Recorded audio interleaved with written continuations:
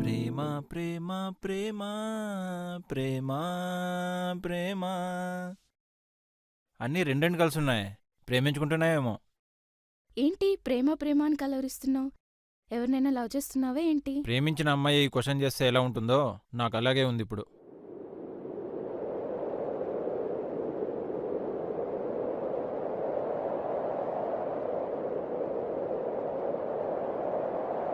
ఏం చెప్పకుండా వెళ్ళిపోతుందేంటి? చెప్పి తప్పు చేశానా? తనని అడుగుదాం.